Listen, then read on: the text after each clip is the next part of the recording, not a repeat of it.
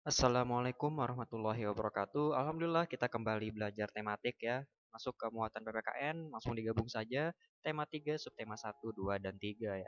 Namun seperti biasa, sebelum belajar marilah kita ucapkan basmalah. Bismillahirrahmanirrahim. Oke, ini kita gabung saja ya. Tema 3 langsung kita bahas dalam satu video. Oke, yang pertama keragaman di lingkungan sekitar ya. Manusia merupakan makhluk sosial. Ini sudah kita pelajari di IPS ya. Intinya manusia perlu manusia lain untuk hidup ya. Dalam interaksi terdapat hubungan timbal balik. Nah, kerja bakti merupakan salah satu contoh interaksi sosial. Nah, hubungan timbal balik. Kalau misalnya kita berbuat baik kepada orang, orang akan berbuat baik kepada kita. Apapun yang kita berikan ya, apapun yang kita tunjukkan kepada seseorang, itu yang akan kita dapat ya. Seperti itu. Hukum awalnya hubungan timbal balik.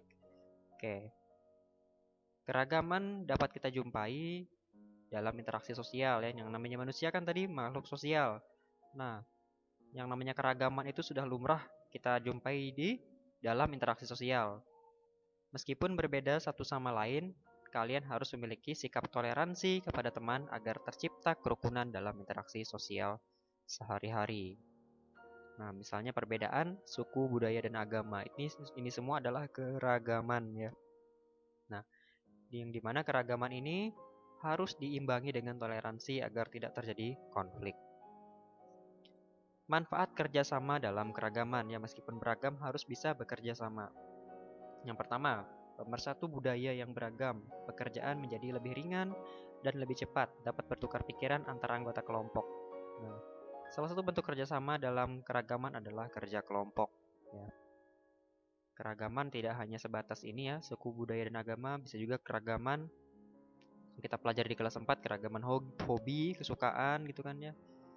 Nah, itu tadi. Keragaman istiadat. Adat istiadat adalah perilaku masyarakat yang menjadi ciri khas suatu daerah tertentu.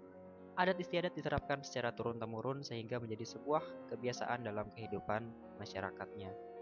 Adat istiadat dibedakan menjadi dua jenis, yaitu tertulis, peraturan atau dokumen ya. Tidak tertulis, cerita rakyat, tarian daerah, dan upacara adat. Contoh adat istiadat ada ngaben yang bisa kalian cari sendiri, ngaben ya. Tabuik dari Sumatera Barat, Dukderan Semarang, dan lompat batu Pahombo dari Nias. Gambarnya ini ya, lompat batu.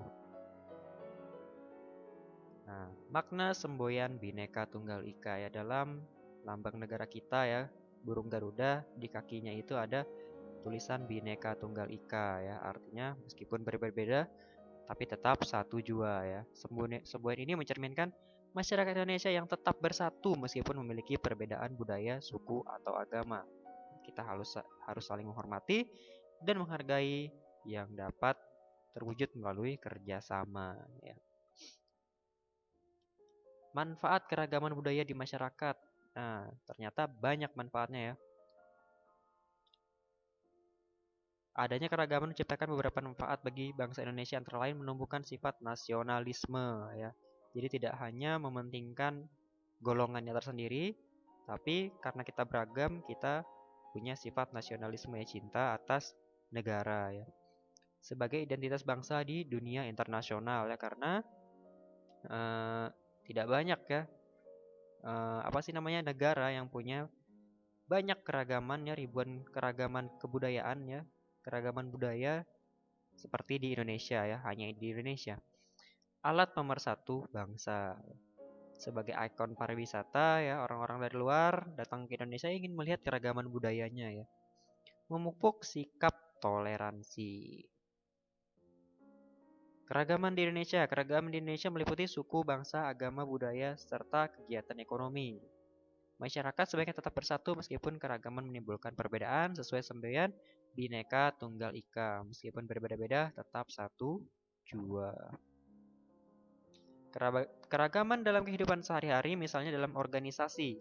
Tujuan organisasi menjadi pemersatu antar anggota karena dilaksanakan dengan semangat kebersamaan. Pak, organisasi itu apa Pak? Organisasi adalah perkumpulan orang-orang ya. Misalnya kalau di sekolah ada OSIS ya, organisasi siswa. Itu kan mereka berkumpul ya, menyatukan pikiran, yang dimana pikiran itu akan dipraktekkan ya, akan diwujudkan ya, entah dalam acara kah, dalam program apakah. Nah, intinya organisasi itu adalah perkumpulan orang-orang yang menyatukan pikiran, yang memiliki tujuan yang sama. Perbedaan bekerja seorang diri dan kelompok, ya.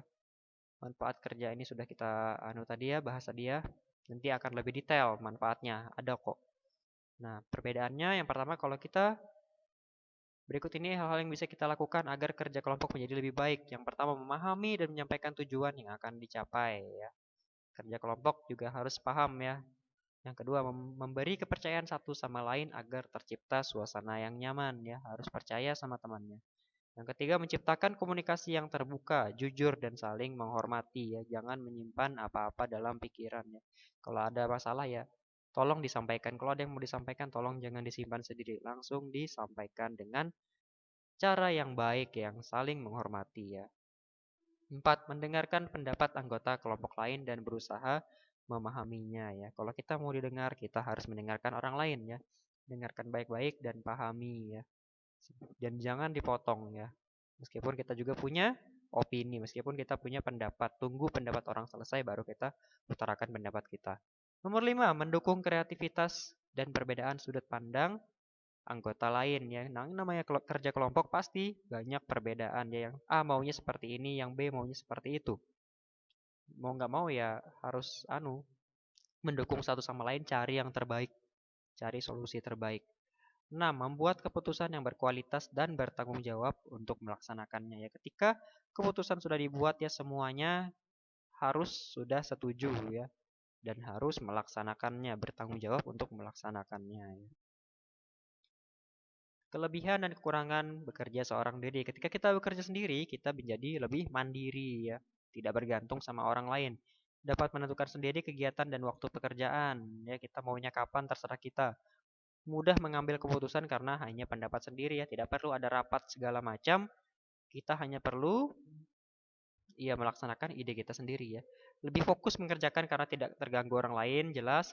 Bekerja lebih keras karena bertanggung jawab sendiri atas sebuah pekerjaan. Kekurangannya, pekerjaan selesai lebih lama karena kita sendirian ya. Tidak mendapat bantuan dari orang lain, lebih capek ya. Jika hasil pekerjaan jelek, akan ditanggung sendiri ya.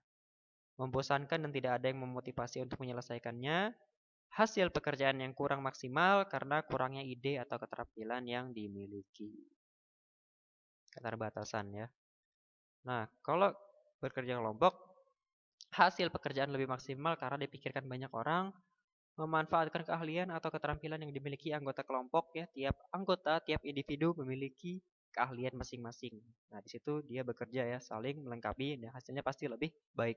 Nomor 3, pekerjaan menjadi lebih ringan karena dikerjakan oleh beberapa orang, tentu saja. Yang keempat, berani mengambil resiko yang lebih besar karena ditanggung bersama. Nah, kekurangannya juga ada ternyata. Sulit menentukan keputusan karena banyak pendapat dalam kelompok ya, yang gua bilang tadi. Ketika rapat maunya beda-beda nih. Nah, sulit untuk menyatukannya ya. Nomor 2, saling melempar tanggung jawab jika anggota kelompok kurang bertanggung jawab. Nah, jika ada satu saja yang tidak mengerjakan tugasnya ya itu dia minta kerjain sama anggota kelompok yang lain, yang dimana anggota yang lain itu sudah punya tanggung jawabnya sendiri. Nah, ini sudah kelemahan dari kerja kelompok kalau ada orang yang nggak bertanggung jawab seperti itu. Nomor 3, perbedaan kemampuan, pendidikan, dan kepribadian saat memunculkan perasaan ditinggalkan. Nah, ya. Nomor 4, terjadi partisipasi yang kurang seimbang antar anggota kelompok. Ini berhubungan sama nomor 3 tadi. Kalau kita ada perbedaan kemampuan, pasti ada yang mendominasi, ada yang diam-diam saja ya. Ada yang tidak berani mengutarakan pendapat segala macam gitu kan ya.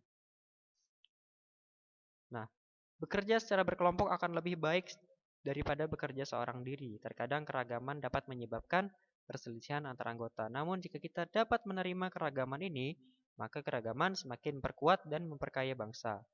Bekerja sama dalam keragaman mengajarkan kita untuk bertoleransi. Jadi kerja kelompok juga ngajarin toleransi ya, memaklumi anggota kelompoknya yang lain. Nah, jadi ini kelebihan dan kekurangan bekerja seorang diri dan berkelompok. Nah, tugasnya yang di portofolio ya, dilanjutkan yang muatan IPS, lalu dikumpulkan hari Senin, Selasa, Rabu sesuai dengan jam turunnya dalam keadaan sudah diberi nama dan sudah dikerjakan ya. Oke, sekian dari Bapak. Mohon maaf terburu-buru. Bapak ucapkan terima kasih. Walhamdulillahirabbil alamin. Wassalamualaikum warahmatullahi wabarakatuh.